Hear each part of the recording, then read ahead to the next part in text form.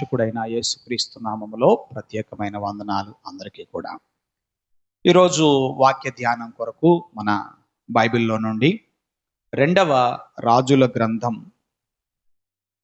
2వ అధ్యాయం 23 నుండి 25 వచనాల వరకు ఉన్న భాగాన్ని మనము చదివి ధ్యానం చేద్దాం. 2వ రాజుల గ్రంథం 2వ అధ్యాయం 23 నుండి 25 వచనాల వరకు ఉన్న భాగం. అక్కడ నుండి అతడు బేతేలునకు ఎక్కి వెళ్ళెను. అతడు త్రోవను పోవుచుండగా బాలురు పట్టణములో నుండి వచ్చి, బోడివాడ ఎక్కిపొమ్మో, బోడివాడ ఎక్కిపొమ్మని అతని అపహాస్యము చేయగా, అతడు వెనుకకు తిరిగి వారిని చూచి యెహోవా నామమును బట్టి వారిని శపించెను. అప్పుడు 2 ఆడు ఎలుగుబంట్లు అడవిలో నుండి వచ్చి వారిలో 42 బాలురను చీల్చివేసెను. అతడు అచ్చట నుండి పోయి కర్మెలు పర్వతమునకు వచ్చి అచ్చట నుండి పోయి షోమ్రోనునకు తిరిగి వచ్చెను. ఆమె చాలు. ఇలాంటి వాక్య భాగాలు బైబిల్లో మనం చదివినప్పుడు కొన్ని సందేహాలు మన మనసులో కలుగుతూ ఉంటాయి. మనకు సందేహాలు కలగటం సంగతి అటుంచితే, బైబిల్లో ఇలాంటి లేఖన భాగాలని బైబిల్ విమర్శకులు బాణాలుగా మలుచుకొని మన మీద సంధిస్తూ ఉంటారు.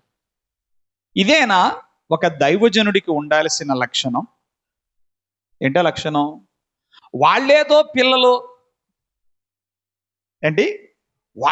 పిల్లలు తెలుసో తెలియకో హేళన చేశారే అనుకో, అంత మాత్రం దానికే ఈయనకి అంత కోపం రావాలా?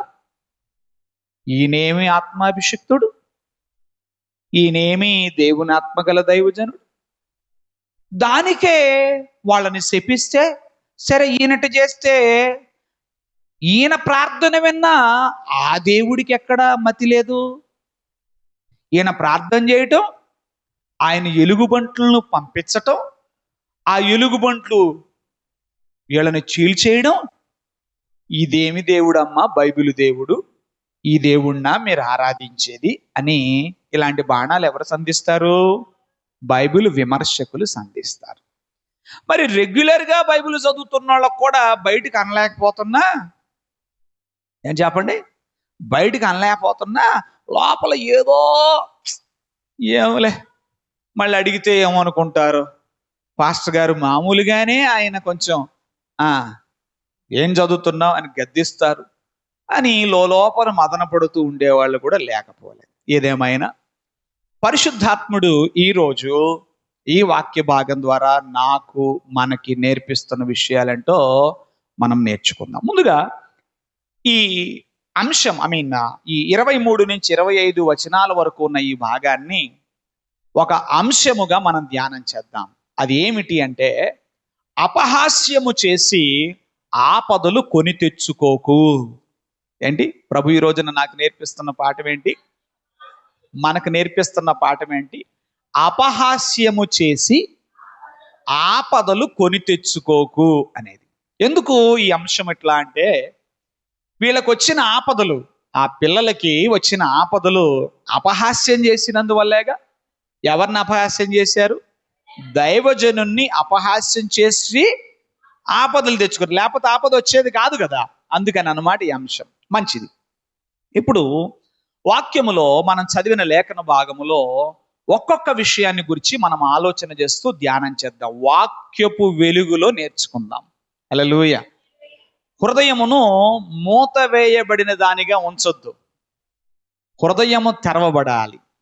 లూదియా దైవజనులు వాక్యం చెప్తున్నప్పుడు ఆమె హృదయం తెరవబడింది, సత్యాన్ని గ్రహించింది, తన హృదయములో ప్రభువును రక్షకునిగా చేర్చుకొని ఆమె ప్రతిష్ఠించుకుంది.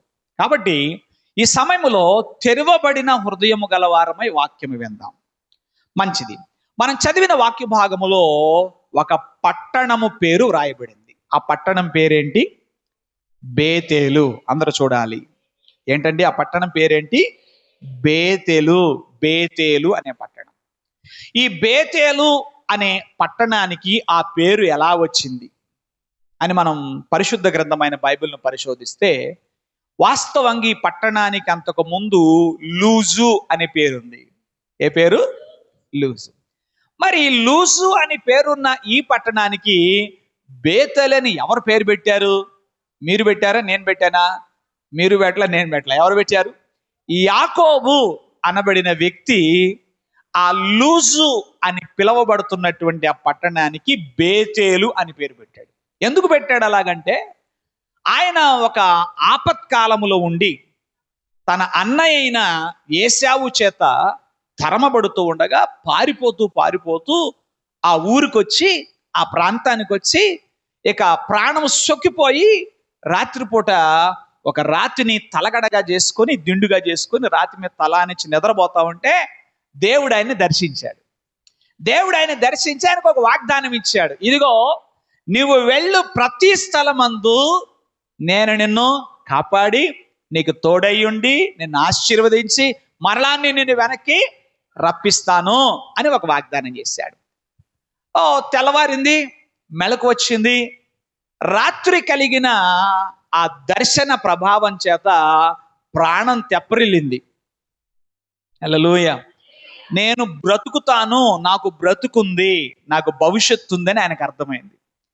ఈ ఉదయకాలం దేవుని వాక్యం వింటున్న మీలో ఎవరైనా నాకు ఇక భవిష్యత్తు లేదు అని అనుకుంటుంటే, ప్రభు మీతో మాట్లాడుతున్నాడు. ప్రభువును బట్టి మీకు ఒక మంచి భవిష్యత్తు ఉంది. హల్లెలూయా. సో యాకోబుతో మాట్లాడిన మాటను బట్టి ఆయన ధైర్యపరచబడి, ఇది దేవుని మందిరమే గాని మరొకటి కాదు అని చెప్పి ఆ చోటికి బేతేలు అని పేరు పెట్టాడు. బాగుంది, చాలా బాగుంది. అయితే కాలగమనాన ఈ యాకోబు ఒక కుటుంబస్తుడయ్యాడు, పెళ్ళయింది, పిల్లలు కన్నాడు. నేను క్లుప్తంగా చెప్తున్నాను. వాళ్ళు పెరిగి పెద్దవారై వాళ్ళు పిల్లలు కన్నారు. ఇలా ఇలా ఇలా వారంతా ఇశ్రాయేలు జాతిగా ఒక గొప్ప దేశంగా వాళ్ళు అభివృద్ధి చెందారు. ఒక్క మనుషుని కుటుంబం ఏకంగా ఒక జాతిగా అవతరించి ఒక దేశముగా ఆశీర్వదించబడిన ప్రాంతంగా వారు వర్ధిల్లారు. అయితే అలా వర్ధిల్లిన మీదట కాలగమనాన ఒక సంగతి జరిగింది.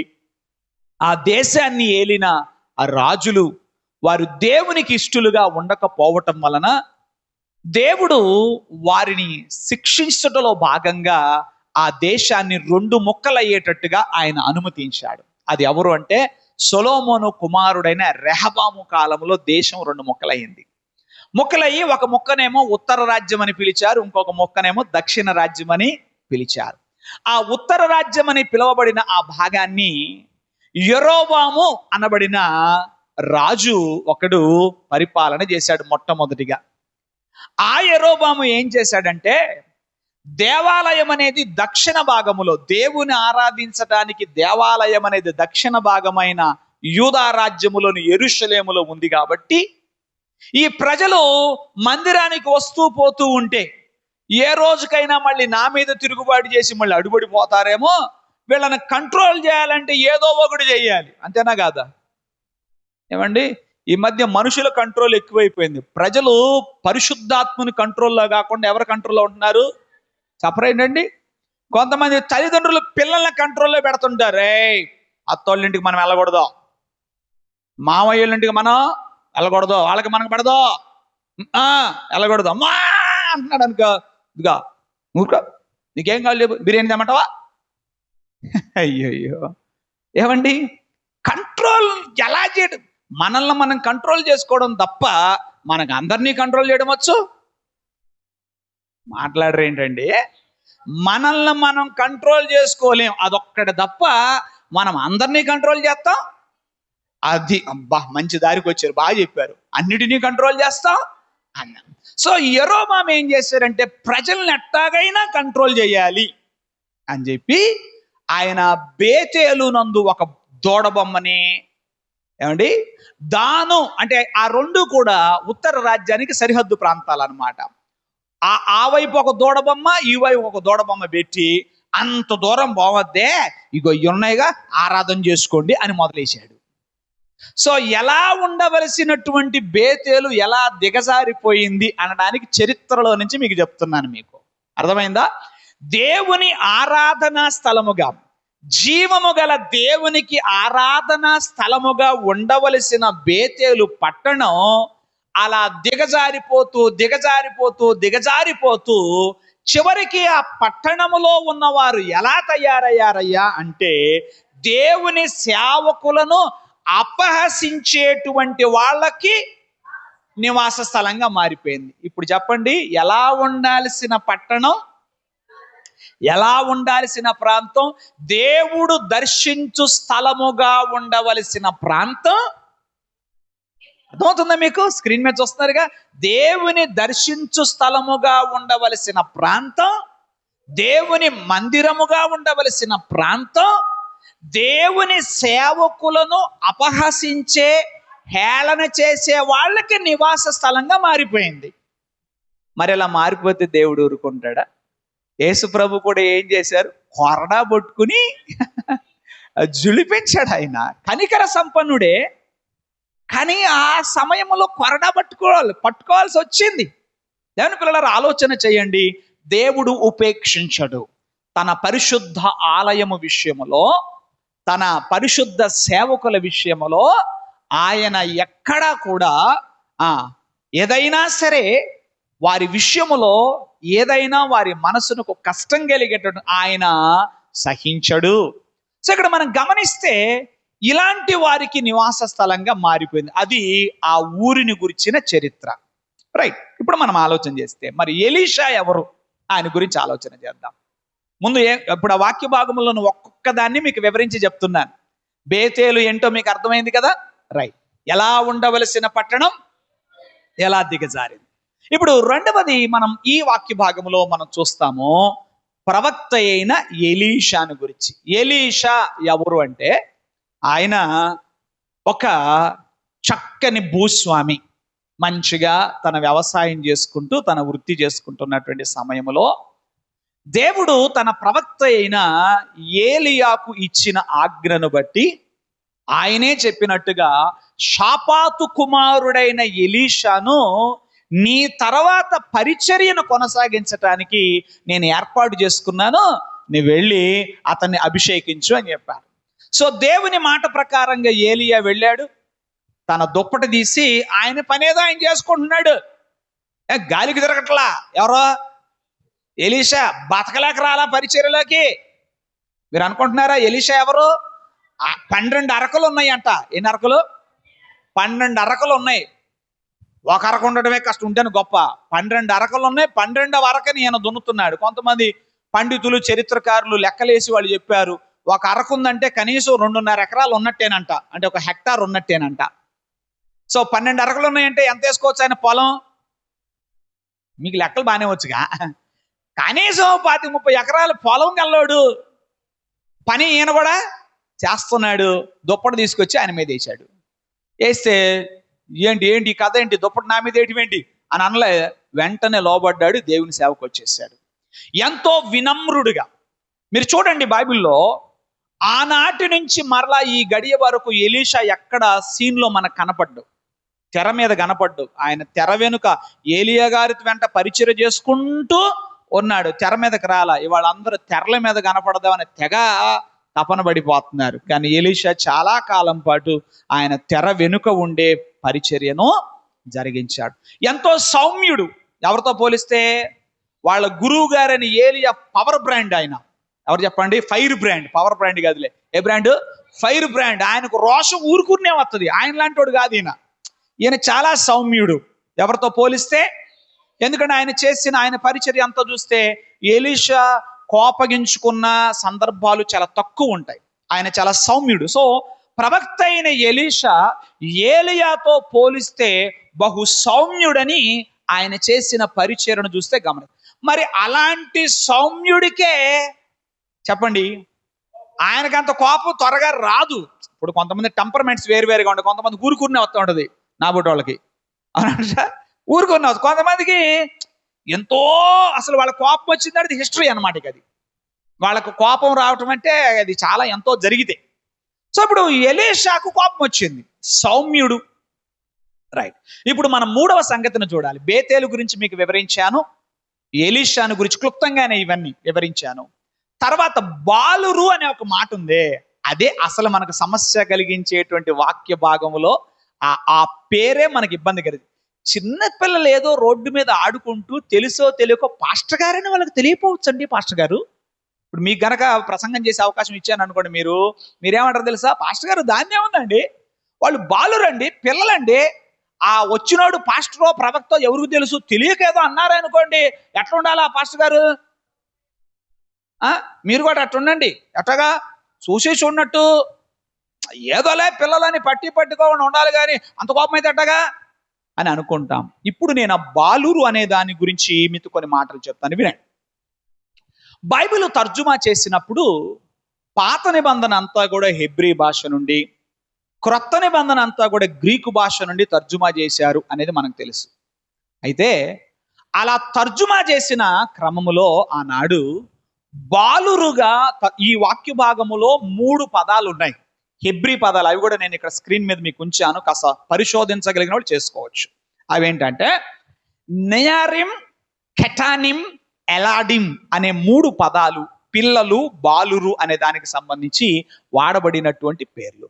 హెబ్రీ భాషలో ఎక్కడైనా ఆ ముగింపులో చివర ఇం అని గనక వస్తే అది బహువచనము. ఏంటి? బహువచనము. బాలురు అనుంది కదా, మనం చదువుదాం. బాలురు పట్టణములో నుండి వస్తే. మరి ఇప్పుడు ఆ బాలురు అనబడిన మాట ఏ వయసులో ఉన్న వారిని సూచిస్తుందో మనకు తెలియాలంటే ఇదే పదం బైబిల్లో ఇంకెక్కడ వాడబడిందో చూస్తే అసలు వీళ్ళు నిజంగా చిన్నపిల్లల, వయసు వచ్చిన కుర్రోళ్ళ, లేకపోతే ఏంటి అనేది మనకు అర్థమైపోద్ది. ఖచ్చితంగా ఈ వాక్య భాగములో వాడబడిన ఈ పదాలు మరల బైబిల్లో కొన్ని చోట్ల మనకు వాడబడ్డాయి. అక్కడేమని తర్జుమా చేయబడిందో మనం చూస్తే వీళ్ళ సంగతి ఏంటో మనకు తెలిసిపోద్ది. నాతో కలిసి వస్తారా? మీరు చెప్పండి, నేనేసి వెళ్ళిపోతామంటారా, పరిశోధన చేస్తారా? రైట్, రండి నాతో కలిసి. ఆదికాండం 14:24 చదవండి. అయితే ఈ పడుచువారు భుజించినది తప్ప అని అబ్రహాము గారు మాట్లాడుతున్నారు. ఏమనుందండి అక్కడ? ఆదికాండం 14:24 పడుచువారు అని ఉంది. ఏంటి? ఇప్పుడు పిల్లలకు అర్థం కాదు ఈ భాష. ఒకప్పుడు అనుకునేవాళ్ళు పడుచు పిల్ల, ఆ వయసులో ఉన్న అంటే పడుచు యవ్వనస్తులు అని అర్థం. ఈ పడుచువారు అంటే ఏంటి? పొడుచువారు కాదు. ఈ పడుచువారు అంటే ఏంటి? అంతేనా? ఎవరిని ఉద్దేశించి మాట్లాడాడు అబ్రహాం గారు? తనతో పాటు యుద్ధము చేయడానికి సుశిక్షితులై వచ్చిన వారిని ఉద్దేశించి మాట్లాడాడు, ఈ పడుచువారు. సో మనం చదివిన 2వ రాజుల గ్రంథం 2వ అధ్యాయం 23 నుండి 25 వచనాల్లో బాలురు అనే దాని మాట దగ్గర హెబ్రీ భాషలో ఏ పదమైతే ఉపయోగించారో అదే పదాన్ని అక్కడ పడుచువారు అనే దగ్గర కూడా ఉపయోగించారు. కాబట్టి ఈ నియారిం, కెటానిం, ఎలాడిం అనేటువంటి ఆ మాటలు పసిపిల్లలను సూచిస్తున్నట్టుగా మనం భావించాల్సిన అవసరం లేదు. 7-8 ఏళ్ల పిల్లలు గోలికాయలు అడుగునే బ్యాచ్గా కూడా మనం ఆలోచించాల్సిన అవసరము లేదు. వీళ్ళు ఖచ్చితంగా కుర్రోళ్ళే, సరేనా? మంచి వయసులో ఉన్న బ్యాచ్ ఇది, మంచి కుర్రోళ్ళు. ఇంకొక చోట కూడా బైబిల్ నుంచి మీకు చూపిస్తాను. 37వ అధ్యాయం ఆదికాండం 30వ వచనం. తన సహోదరుల యొద్దకు తిరిగి వెళ్ళి చిన్నవాడు లేడే, ఒక్క నిమిషం తల్లి, ఏమన్నారు? రూబేను మాట్లాడుతున్నాడు. చిన్నవాడు లేడే అని ఎవరిని ఉద్దేశించి అంటున్నాడు? యోసేపుని ఉద్దేశించి. ఆ సమయానికి యోసేపు వయసు ఎంతో ఆదికాండం 37వ అధ్యాయం స్టార్టింగ్ లో మీరు చూడొచ్చు, 17 ఏండ్ల వాడు అని ఉంది. ఎంత ఎంత చెప్పండి. అంటే అక్కడ చిన్నవాడు, కొంతమందికి అంతే కదా, 30 ఏళ్ళు వచ్చిన చిన్నోడా రానా అంటారా? పిలిపించే వాళ్ళు ఉంటే ధన్యులు, పిలిపించుకోండి, నాకేం అభ్యంతరం లేదు. పాస్టర్ గారి కుళ్ళు, నాకేం కుళ్ళు లేదు. ఎవరన్నా అలా పిలిపించుకున్నాడు, ఒకవేళ మీరు 50 ఏళ్ళు వచ్చినా చిన్నవాడు అనిపించుకోండి, ఇబ్బంది ఏం లేదు, నాకేం కష్టం లేదు. కానీ వాస్తవం ఏంటంటే సమాజంలో ఇలా ఉంటుంది. అయ్యా చిన్నాడా చిన్నాడా ఏదా చిన్నాడు అంటే మనం ఏమనుకుంటాం, ఆడే 7 ఏళ్ళు అనుకుంటాం, ఆడు చూసి ఎంత ఉంటారు, రైట్ చిన్నాడు.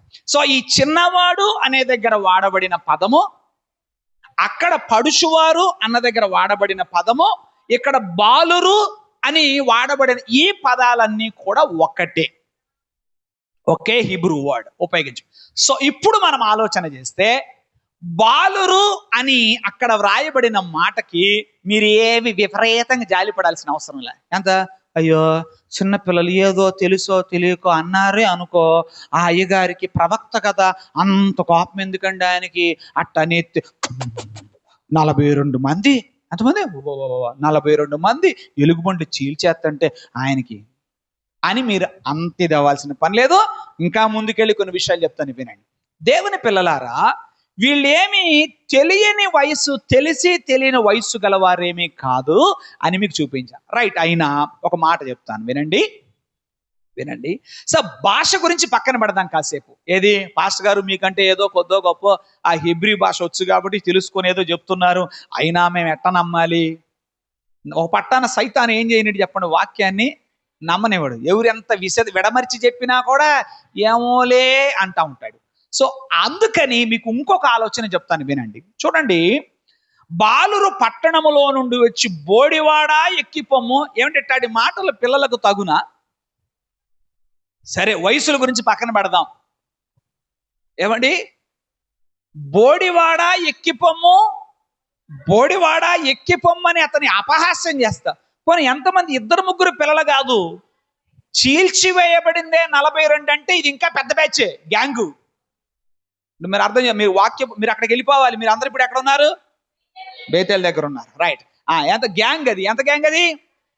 చీల్చివేయబడిన వాళ్ళే 42 మంది అంటే వీళ్ళు ఇంకా ఎక్కువ సంఖ్యలోనే ఉన్నారు. గ్యాంగ్ చిక్కినోళ్లే 42, చిక్కకుండా తప్పించుకుని పారిపోయిన వాళ్ళు కొద్దిమంది ఉంటారు కదా, కనీసం ఒక 10 మందిని వేసుకోవచ్చు కదా. అంటే ఒక 50 మంది గ్యాంగ్ అది. అంటే మీరు ఎప్పుడైనా చూసారా పిల్లల 50 మంది కూర్చుని ఇళ్ల మధ్యలో వీధుల్లో ఎప్పుడైనా ఆడుకోవడం ఎప్పుడైనా చూసారా? మహా అయితే పిల్లలు 3, 4, 5, 6 ఏదన్నా చారు పప్పుచారు లాంటి ఆటలాడినా చెప్పండి, ఓ 10 మందికి మించి గ్యాదర్ అవ్వరు. ఒకవేళ పిల్లలు ఎక్కువ మంది ఉంటే వీళ్ళు ఒక బ్యాచ్ ఆడుకుంటా ఉంటారు, వాళ్ళు ఒక బ్యాచ్ ఆడుకుంటూ ఉంటారు. కానీ ఒక్కసారి మాబుగా అంటే అల్లరి మూకగా తయారవ్వాలంటే ఇదంతా కుర్రాళ్ళకే కుదురుతుంది. అవునంటారా? ఇప్పుడైనా మీకు అర్థమైందా? వాళ్ళు ఎవరు చెప్పండి? మంచి వయస్సులో ఉన్న వాళ్ళే దైవజనుణ్ణి బోడివాడ అంటున్నారు. ఈ బోడివాడ అనే మాట 2 విషయాలను సూచిస్తుంది. ఒకటి, ఎలీషా బహుశా బట్టతలవాడు అయ్యుండొచ్చు, అదొక కారణం. రెండవది, తన గురువు గారైన ఏలియా గారు అప్పుడు ఆయన ఎత్తబడ్డారు. సో ఆ కారణం చేత విచారముతో తన తలంతా షేవ్ చేయించుకున్నాడేమో. ఏమంటే గుండు చేయించుకోవడం అనేది ఒక రకంగా విచారానికి సూచన, విచారాన్ని వ్యక్తపరచడానికి సూచనగా చేస్తుంటారు. లేదు, ఆనాడు ప్రవక్తలు ఎలా ఉండేవాళ్ళంటే వాళ్ళ వేష భాషలో కూడా సింప్లిసిటీ పాటించేవాళ్ళు. ఇవాళంతానేమో సేవకులది ఒక దారి అయ్యింది. ఇవాళ సేవకులంతా ఏంటి, మనం రాజు బిడ్డలం పెట్టుకునే పెన్ను దగ్గర నుంచి చెప్పరేంటండి, వేసుకునే బట్టలు, తొడుక్కునే చెప్పులు, వాడే కర్చీపులు, వాడే ఫోన్లు అన్నిట్లో కూడా ఏం కనపడాలి? రాయల్టీ. ఏం కనపడాలి?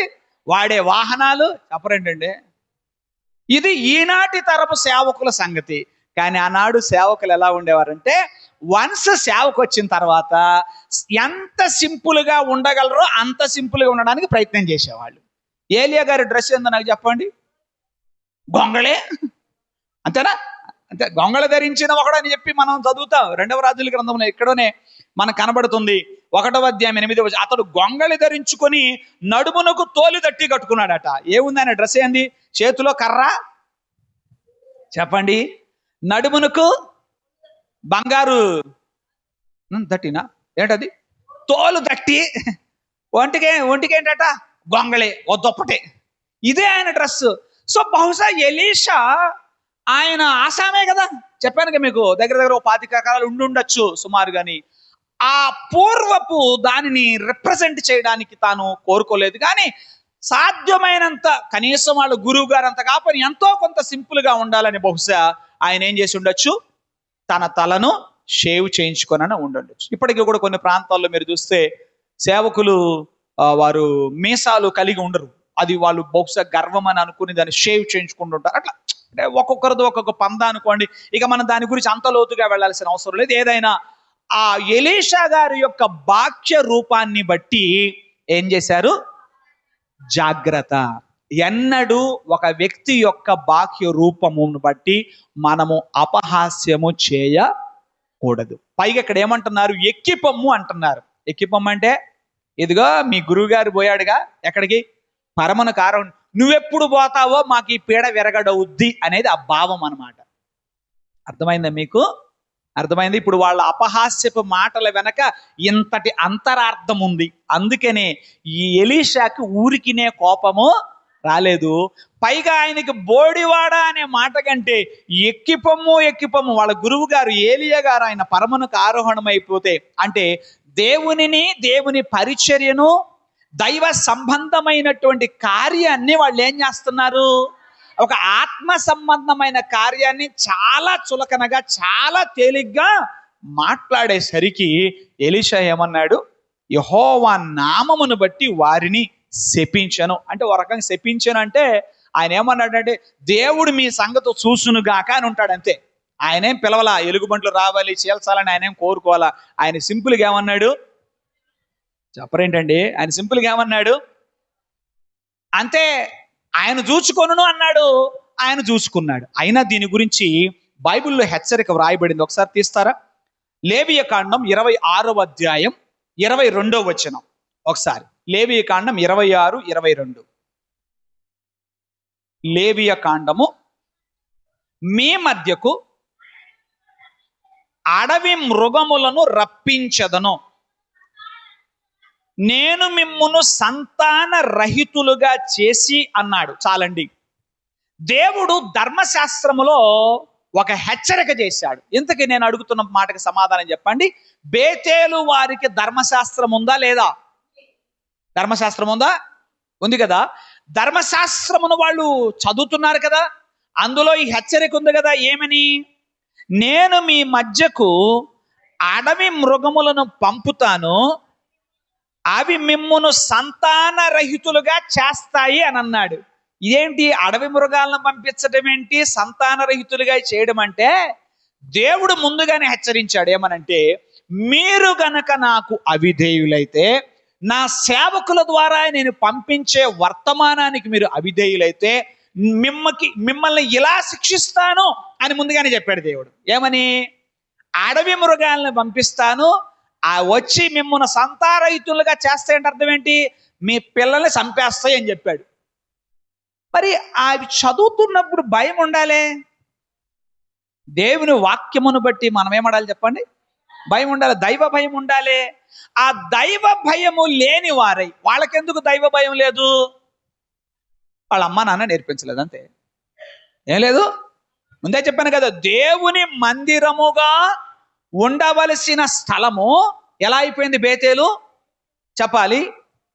దైవ సేవకులను అపహసించేటువంటి స్థాయికి ఎందుకు దిగజారింది అంటే, కాలగమనాన ఆ పట్టణము, ఆ పట్టణ ప్రజల యొక్క స్థితిగతులు ఏమైనాయి? దిగజారినాయి. దేవుని పిల్లలారా, ఎప్పుడైతే వీళ్ళు ఇలా అపహసించారు, ఎలీషా పెద్దగా ఏమీ మాట్లాడాల, మనసు నొచ్చుకుంది, బాధ కలిగింది. బాధ కలిగి అన్నాడు, దేవుడు వీరి సంగతి చూచుకొనును గాక, లేదా ఆయన మీ సంగతి చూచు. అది కాసేపు కూసేపుటికి అయ్యి ఉండదండి. బోడివాడ ఎక్కిపొమ్ము 2 సార్లు రాయబడింది మాట. బోడివాడ ఎక్కిపొమ్ము అంటే ఆయన దారిన ప్రయాణం చేస్తున్నంతసేపు వీళ్ళు ఏం చేస్తున్నారు? హేళన చేస్తూనే ఉన్నారు, గేలి చేస్తూనే ఉన్నారు. చూచాడు, హృదయం బాగా తరుక్కుపోయింది. ఆయన మిమ్మల్ని చూచుకొనను అన్నాడు. 2 ఎలుగుబంట్లే. 2 ఎలుగుబంట్లు, అవి కూడా అసలు బైబిల్లో ప్రతి మాట పట్టించుకోవాలండి. ఆడ ఎలుగుబంట్లు అనుకుందాం, మళ్ళీ 2 ఆడు ఎలుగుబంట్లు వచ్చి వారిలో 42 చీల్చివేసెను అని ఉంది. ఎందుకు దేవుడు అంతటి కఠినమైన శిక్షను పంపించాడో ఇప్పుడు మనకు అర్థమవుతుండాలి. మీకు వివరంగా చెప్పాను. బేతేలు గురించి, ఎలీషా గురించి, ఆ బాలురు అనే మాటకు వివరం చెప్పిన తర్వాత అర్థం చేసుకోండి, అది తగునా? పైగా పరిశుద్ధాత్ముడు లేవియ కాండములో 26వ అధ్యాయం 22వ వాక్యమే వాళ్ళకి అందుబాటులో ఉంది. వాళ్ళకి ఇది లేదు, మనకి ఇది ఉందిగా. ఏది ఉంది అంటే వారికి ఉన్న వాక్యాధారాల కంటే మనకే ఎక్కువ ఉన్నాయి. ఇలాంటివి చూస్తున్నప్పుడు మనం ఏం చేయాలి? అమ్మో, అపహాస్యం చేయకూడదు. జాగ్రత్తగా చూడండి. మనము హాస్యమునకు అపహాస్యమునకు వ్యత్యాసాన్ని గమనించాలి. మీరు చెప్తే నేను వింటాను.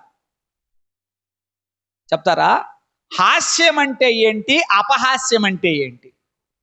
పాస్టర్ గారు అదేదో మీరే చెప్పేయండి. దేవుడు మిమ్మల్ని అందుకేగా నిలబెట్టారు. హాస్యం అంటే ఏంటి, అపహాస్యం. బై ద వే, ఆ పదం మీకు కొంచెం నోరు తిరగట్లేదు అనుకుంటా కదా. హాస్యం అంటే నవ్వటం, అంతేనా? హాస్యం అంటే నవ్వటం. అపహాస్యము ఏంటి? హాస్యానికి అపహాస్యానికి తేడా సింపుల్గా చెప్తాను, మీకు అర్థం చేసుకోండి. హాస్యం అంటే ఎదుటి వారిని ఆనందపరచటానికి, వారిని నవ్వించడానికి మనం నవ్వడం ఒక పద్ధతి. అవునంటారు కాదండి? ఎవరైనా నవ్వుతుంటే ఆనందంగా ఉంటే ఎదుటి వాళ్ళకి కూడా నవ్వుతుందా రాదా? అదొక పద్ధతి. కానీ ఎదుటి వాళ్ళని ఏడిపించడానికి నవ్వే నవ్వట 4 అందాలంట. అంటే 4 నానావిధం, నవ్వు నానావిధములు. అందరూ ఒకసారి, నవ్వు నానావిధములు. అపహాస్యపు నవ్వు, అవిశ్వాసపు నవ్వు. అవిశ్వాసపు నవ్వు ఎవరు నవ్వారు? ఎవరు? మీకు తెలుసుగా, శారమ్మ. ఏమి నవ్వు నవ్వింది? అపహాస్యపు నవ్వు నవ్వి. నాకు పిల్లల ఈ వయసులో ఏం మాట్లాడతారు? ఏమి నవ్వేది? అపహాస్యపు నవ్వు, వ్యంగ్యపు నవ్వు. అంటారా? రండి, చేస్తారా? చెయ్యండి. ఏం నవ్వేది? మీ అంత బాగా రాదులే నాకు, బట్ కాకపోతే ఏం చెప్పండి, అవిశ్వాసపు నవ్వు, వ్యంగ్యపు నవ్వు, ఇవన్నీ దేవుని పిల్లలు గమనించిన. అపహాస్యం అంటే నవ్వు ఎప్పుడూ తప్పు కాదు, నవ్వడం తప్పు కాదు. హాస్య రసం దేవుడే మనకిచ్చాడు. నవరసాల్లో ఒక రసం ఏంటి? హాస్యరసం. కొంతమంది మనుషులకి అసలు నవ్వడం తెలీదు, వాళ్ళకి అసలు చేత కాదు. ఇక వాళ్ళు బ్రతికుండగా నవ్వడం అనేది తెలీదు, అంటే ఆ రసం లేదు వాళ్ళకి. సో నవ్వడం తప్పు కాదు, నవ్వడం తప్పు కాదు. కానీ నీ నవ్వు మరొకరిని బాధించకూడదు. అది దేవుడు ఈ రోజున మనకు నేర్పిస్తున్న సత్యం. నేను నవ్వడం తప్పు కాదు, నేను నవ్వడం తప్పు కాదు, నేను హాస్యము గలవానిగా నేను ఉండడం తప్పు కాదు. కానీ నా నవ్వు మరొకరిని ఏం చేయకూడదు? బాధించకూడదు. లెక్క చూస్తాడు దేవుడు. అందుకని హాస్యమునకు అపహాస్యమునకు మనం ఏం గమనించాలి? వ్యత్యాసాన్ని గమనించాలి. వీళ్ళు ఏం చేశారు చెప్పండి? బోడివాడ ఎక్కిపొమ్ము అన్న మాట ఎలీషా మనస్సును ఎంతో కృంగ చేసింది. దేవుని పిల్లలారా, ఒకసారి ఆలోచన చేద్దాం. బడిలోనైనా గుడిలోనైనా, ఎక్కడ? బడిలోనైనా గుడిలోనైనా, వీధిలోనైనా, ఇంకెక్కడైనా, ఎన్నడైనా, ఎప్పుడైనా, ఎప్పుడు నీ నవ్వు మరొకరిని బాధించకుండా చూసుకుంటే అది నీకు క్షేమమో, నీకు ఆశీర్వాదం. ఇది వాక్యం ద్వారా మనం నేర్చుకోవాల్సిన గొప్ప పాఠం. నా నవ్వు ఎప్పుడు ఏం చేయకూడదు? బాధ. ఒకవేళ నువ్వు సెన్స్ అయితే, నీకు తెలియకుండానే ఒకవేళ నవ్విన నవ్వు ఎదుటి వ్యక్తిని ఎక్కడైనా నొప్పించిందనే సంగతి తెలిస్తే తక్షణమే నువ్వు క్షమాపణ కోరడం మంచిది. ఇక మరోసారి అలా జరగకుండా చూసుకుంటే మరీ మంచిది. దేవునికి స్తోత్రం కలుగునుగా. జీవిత పాఠాలు, ఎలా బ్రతకాలి, నేను మరొకరికి ఎలా దీవెనగా ఉండాలి, ఇది వాక్యం నాకు నేర్పిస్తుంది. కొన్నిసార్లు కొంతమంది బట్టలు వేసుకుంటే వాళ్ళని చూసి నవ్వుతారు. ఉండి వేసుకున్నారో లేక వేసుకున్నారో, ఎందుకు జరిగిందో మనకు తెలియదు. కొంతమంది వారు ఉంటున్న ఇళ్ళు చూచి హేళన, ఏమండి, వాళ్ళ ఆస్తులను చూచి హేళన, వాళ్ళ రూపాన్ని చూచి హేళన. ఇది మనకు తగదు. బైబిల్లో నుంచి కొన్ని మాటలు మీకు చూపిస్తాను. మనమెన్నడూ అపహసించే వారంగా ఉండకూడదు. అది మనకు ఆశీర్వాదం కానే కాదు. త్వరగా కొన్ని వాక్య భాగాలు. ఆదికాండం 21వ అధ్యాయం 9వ వాక్యం. ఆదికాండం 21వ అధ్యాయం 9వ వచనం. అప్పుడు అబ్రహామునకు ఐగుప్తీయురాలైన హాగరు కనిన కుమారుడు పరిహసించుట శారా చూచి, ఈ దాసిని దీని కుమారుని వెళ్ళగొట్టుము. ఏం చూచి? చాలాసార్లు మనం అనుకుంటాం శారమ్మ కొంచెం ఓవర్ చేసిందేమో అని అనిపిస్తుంది. నో, వాస్తవంగా వెళ్ళగొట్టేదే గనక అయితే, ఎవరు చెప్పండి? శారాకి హాగరుని వెళ్ళగొట్టే ఉద్దేశమే ఉంటే ప్రెగ్నెంట్ అయిన రోజే వెళ్ళగొట్టేదిగా. ఏం మాట్లాడరేంటి? అవునా కాదా? ఆలోచన చేయండి. పోనీ బిడ్డ పుట్టగానే వెళ్ళగొట్టేదిగా. అంటే దీన్ని బట్టి మనం అర్థం చేసుకుంటే శారమ్మకు హాగరు పట్ల ద్వేషం ఉందని మనం అనుకోవడానికి వీలు లేదు. కానీ మరి ఎందుకు ఇంత గట్టిగా హాగరును పంపించేయమని చెప్పుంటది? మనం బాగా ఆలోచన చేస్తే ఆ దాసి కుమారుడు ఏం చేస్తున్నాడట? ఇస్సాకును పరిహసిస్తున్నాడు. అంటే హాస్యం చేస్తున్నాడు. వయసులో చాలా తేడా ఉందండి. మీరు గమనిస్తే అప్పటికి ఇష్మాయేలు 13 సంవత్సరాలు పైబడిన వయసు గలవాడు. ఇస్సాకుకి ఇష్మాయేలుకి ఎంత ఏజ్ గ్యాప్ ఉందనుకోవచ్చు? కానీ తక్కువలో తక్కువ 13 ఇయర్స్ గ్యాప్ ఉంది. ఏమండి, 13 ఏళ్ళ వ్యవధి ఉన్నటువంటి వాడు చిన్నోడిని ఏం చేయాలి? హేళన చేయొచ్చా? ఆడిని సపోజ్ అనుకుందాం, పరిహసించడం అంటే బహుశా అనుకుందాం, అప్పట్లో క్రికెట్ లేదు, కానీ మీకు అది చెప్తే అర్థమైద్ది అని అలా చెప్తున్నా. ఇద్దరు క్రికెట్ ఆడుతున్నారండి. ఎవరు? ఇష్మాయేలు, ఇస్సాకు క్రికెట్ ఆడుతున్నారు. క్రికెట్ ఆడుతుంటే ఇష్మాయేలు వేసిన బౌన్సర్కో లేదేదో, మరి ఆ భాష నాకు బాగా రాదుగా, గుగ్లీకో ఏమయ్యాడు? ఇస్సాకు క్లీన్ బౌల్డ్ అయ్యాడు. నేను ఈ మాత్రం వేసిన బాల్కే నువ్వు నిలబడి నివ్వడంత అని అని ఉంటాడు. ఇదంతా చూస్తున్న శారమ్మకు చాలా, ఒక బలహీనుడి మీద, ఓ చిన్నవాడి మీద, ఒక బలవంతుడు అయిన నీవు, ఎదిగిన నీవు, నీకు ఉన్న బలమును బట్టి, నీకున్న శక్తిని బట్టి, నీకున్న సామర్థ్యాన్ని బట్టి, నీకున్న తలాంతులను బట్టి వాడు చేతగాని వాడని నువ్వు హేళన చేయడం అది తగదు. అది పరిహాసం అవుతుంది. జాగ్రత్త. ఈ రోజున ఇక్కడ ఉన్న మనలో ఎవరమైనా మనకున్న దేనిని బట్టైనా మనం ఇతరుల కంటే బలవంతులం కావచ్చు, ఇతరుల కంటే విద్యావంతులం కావచ్చు, చెప్పాలి, ఇతరుల కంటే ఏవైనా విషయాల్లో శారీర దేహ దారుఢ్యమా, అందచందాల, చదువుల, ఐశ్వర్యం ఏమైనా కావచ్చు, వాటిని బట్టి ఎవరైనా అపహసిస్తుంటే, పరిహసిస్తుంటే మాత్రం చూస్తున్న దేవుడు ఊరకుండడు, ఆయన చర్యకు ఉపక్రమిస్తాడు. అలా ఉపక్రమించకుండా ఉండాలి అంటే ఈ రోజున వాక్య సత్యము ఎరిగిన మనం ఈ రోజే సరి చేసుకొని, ఫ్రమ్ నౌ ఆన్వర్డ్స్, ఇది మొదలుకొని ఇక ఎన్నడూ అలాగు జీవించకుందుము గాక. హల్లెలూయా. ఇక్కడ ఇంకొక విషయాన్ని కూడా పౌలు గారు తర్వాత గలతీ పత్రికలకు చెప్తాడు. ఈ ఉదంతాన్నే ప్రస్తావిస్తూ ఆత్మ సంబంధులనట శరీర సంబంధులు ఏం చేస్తున్నారు? గేలి చేస్తున్నారు. ఎవరిని?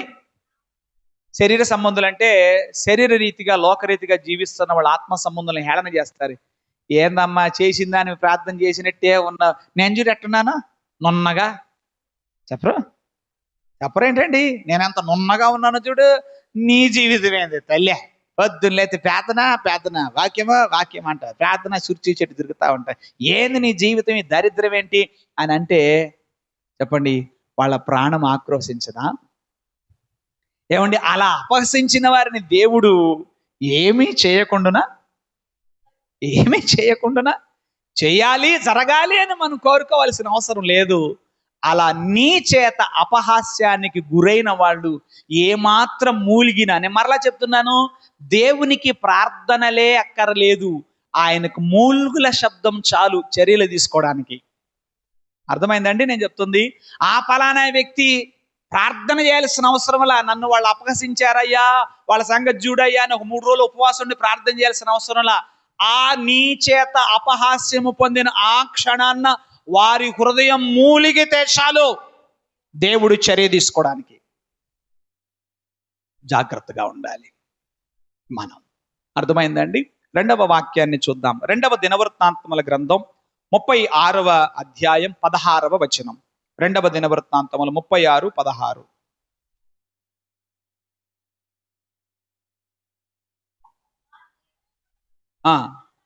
వారు దేవుని దూతలను ఎగతాళి చేయుచు, ఆయన వాక్యములను తృణీకరించుచు, ఆయన ప్రవక్తలను హింసించుచు రాగా నివారింప శక్యం కాకుండా అన్కంట్రోలబుల్ అన్నమాట, అన్అవాయిడబుల్, నివారింప శక్యము కాకుండా యెహోవా కోపము ఆయన జనుల మీదకి వచ్చెను.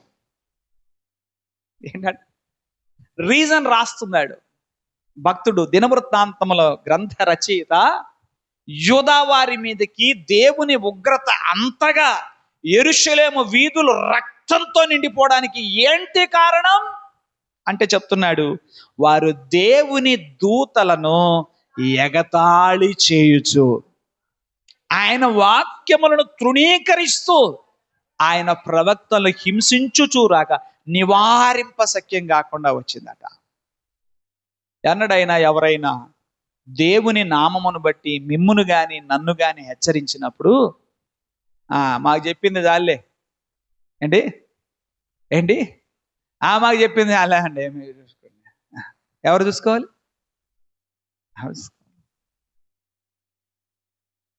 అదే కదా, ఎగతాళి చేస్తూ ఆయన కోపం వారి మీదకి వచ్చింది. ఇంకొక వాక్య భాగం కీర్తనల గ్రంథం 35. నేను ఇవన్నీ కేవలం మీకు చదివి వినిపిస్తున్నాను, మీరు తర్వాత ధ్యానం చేయండి. 35వ కీర్తన 15వ చరణం. నేను కూలియుండుట చూచి వారు ఏం చేస్తున్నారండి? సంతోషించి గుంపు కూడారు. ఏమండి, ఒకళ్ళు పతనమైతే 10 మందికి అది పెద్ద న్యూస్. ఏమంటారు చెప్పండి? ఏమి న్యూస్? నవ్వుకునే న్యూస్. ఏమండి, ఒకరు పతనం అవటం, ఒకరు కూలిపోవటం మనం నవ్వుకోవడానికి సబ్జెక్ట్ అది. నేను అదే అడుగుతున్నాను, ఈ రోజున నలుగురు నవ్వుకోవడానికి మీ సబ్జెక్ట్ ఏంటి? What is your subject? ఏంటి సబ్జెక్ట్ ఏంటి? ఇక్కడ దావీదు వాపోతున్నాడు, దేవా నేను కూలియుండుట చూచి వారు సంతోషించారు, సంతోషించి గుంపు కూడారు. నలుగురు చేరారట. చేరి ఏం చేస్తున్నారు? అరే దావీదు పని అయిపోయిందిరా, ఆవిడేదో పెద్ద మనం ఏదో అనుకున్నాం, సితారా వాయిచి పాటలు పాడుతుంటే ఏందో పెద్ద అభిషేకం అది ఇది. అబ్బో అసలు ఆనాడు ఉన్నాడా, ఆగాడా? సమూయేలు వచ్చి అభిషేకించిన తర్వాత గొల్యాతుని చంపాక ఏదో పెద్ద అనుకున్నా, అయిపోయింది అయ్యగారి పని, ఎవరి పని? అయ్యగారి పని అయిపోయింది అని అందరూ ఏం చేస్తున్నారు? ఆయన హృదయం మూలిగింది. ఎన్నడూ కూడా ఒకరు తూలి తొట్టిల్లినప్పుడు, పతనమైనప్పుడు, ఒకరి పతనం మన హాస్యమునకు అంశముగా మారకూడదు. నీవు నవ్వుకోవడానికి అది అంశంగా ఉపయోగించుకోకూడదు. ఒకరి పతనాన్ని బట్టి, ఒకరి శ్రమను బట్టి. ఈవెన్ ఇది ఒక్క చోటే కాదండి, మీకు కావాలంటే బైబిల్లో చదవండి. ఓబద్య గ్రంథం, నీ సహోదరుని శ్రమానుభవ దినమును చూచి నీవు ఆనందమందు తగదు. నో, మనం అలా చేయడానికి వీలు లేదు. మన సబ్జెక్ట్, మనం నవ్వుకోవడానికి ఏది సబ్జెక్ట్ కాకూడదు? మరొకరి పతనాన్ని గురించి, మరి ఒకరి యొక్క దీనస్థితిని మనకి ఎప్పుడు కూడా అది అంశముగా మారకూడదు.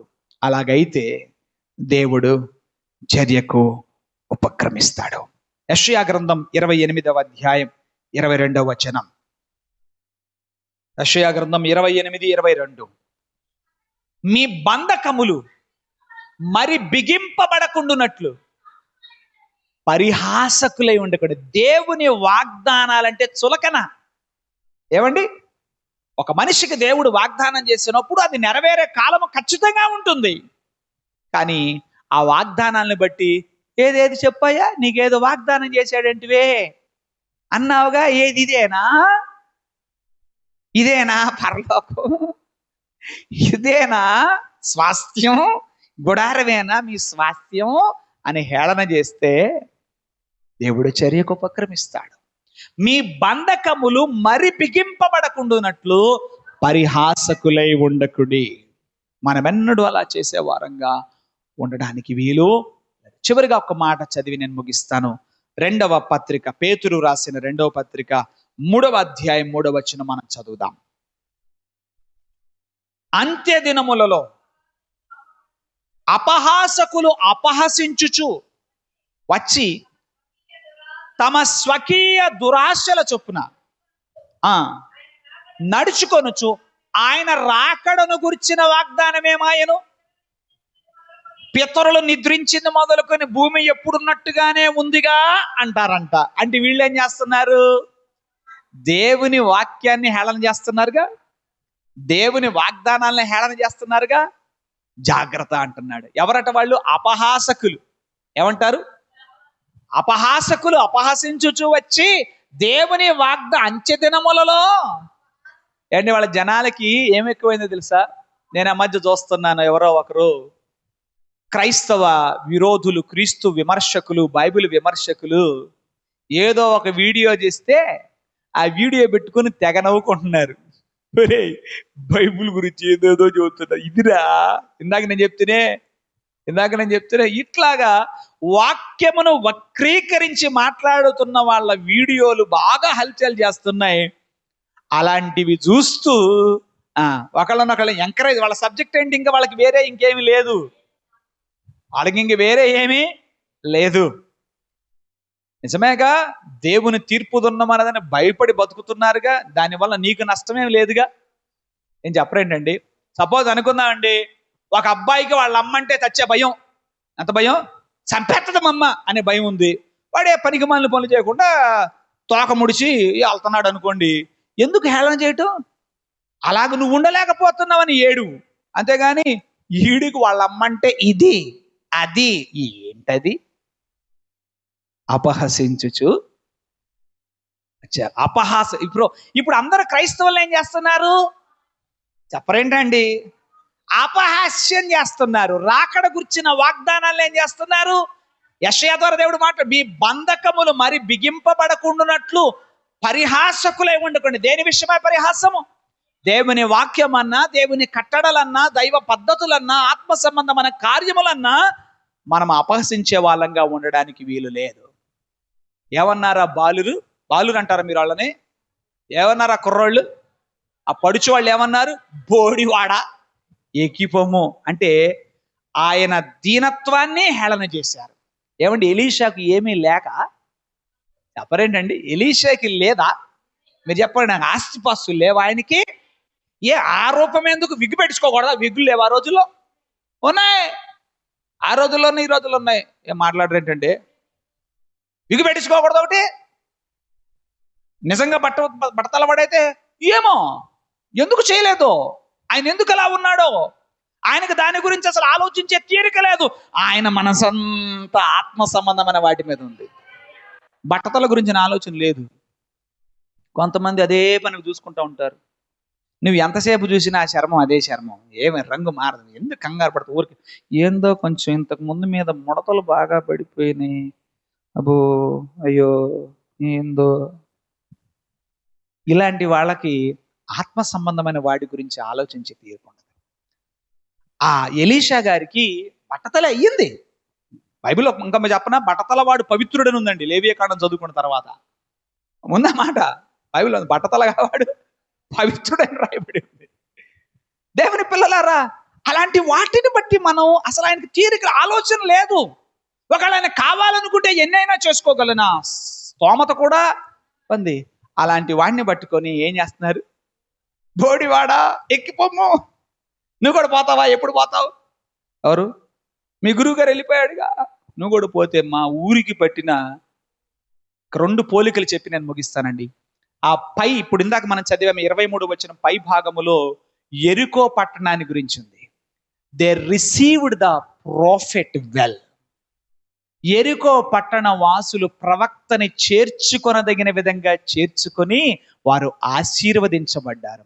అయ్యా, ఈ పట్టణమున్న చోటు బహు రమ్యమైనదిగా కనబడుతున్నది, కానీ నీళ్లు మంచివి కావయ్యా, కాస్త జ్ఞాపకం చేసుకోయ్య అంటే ఆయన వారికి ఆశీర్వాదంగా మారాడు. మరి ఈ పట్టణం వాళ్ళు ఏం చేశారు? ఈ కుర్రాళ్ళు ఏం చేసి ఉండాల్సింది?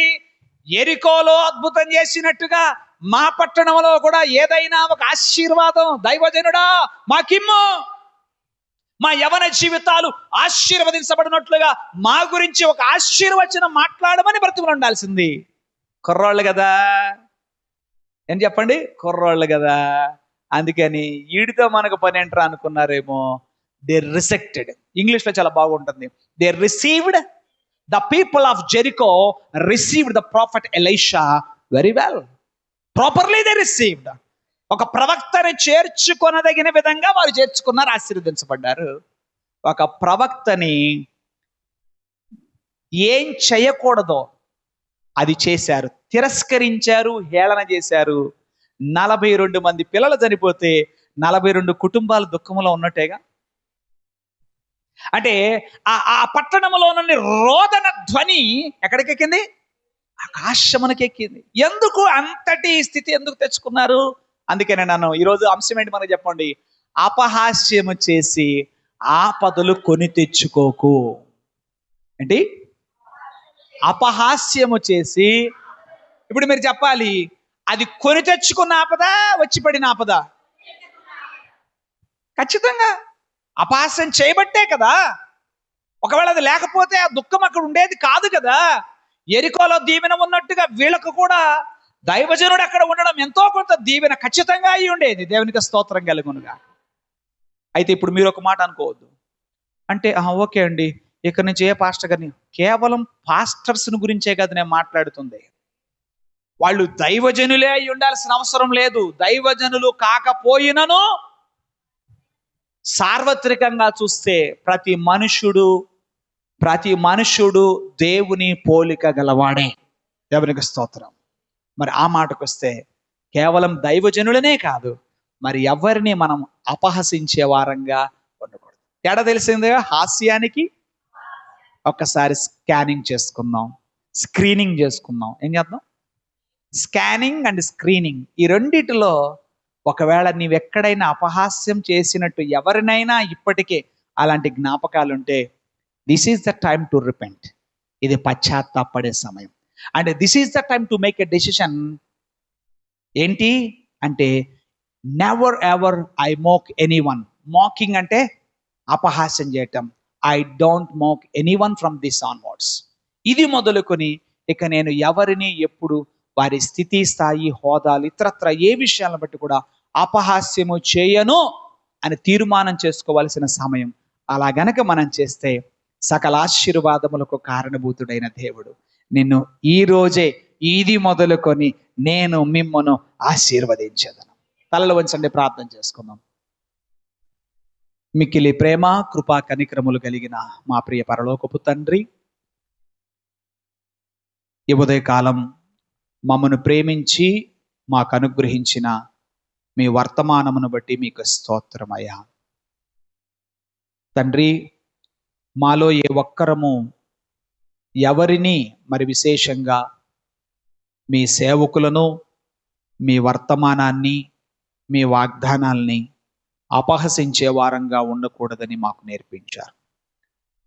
కేవలం సేవకులనే కాదు, మా తోటి మనుషులు, మా చుట్టూనున్న ప్రజలలో ఎవరిని ఎప్పుడు కూడా గేలి చేసే వారంగా, ఎగతాళి చేసే వారంగా, పరిహసించే వారంగా, అపహసించే వారంగా, తిరస్కరించే వారంగా మేము ఉండకూడదని మాకు నేర్పించినందుకు వందనాలు ప్రభువా. ఎవరైనా ఎప్పుడైనా తూలి పడిపోతే వారిని మేము లేవనెత్తాలి, అంతేగాని ప్రభా వారు తూలి పడి ఉండుట మేము నవ్వుకోవడానికి అది కారణం కాకూడదని ప్రభువా మాకు సెలవిచ్చారు.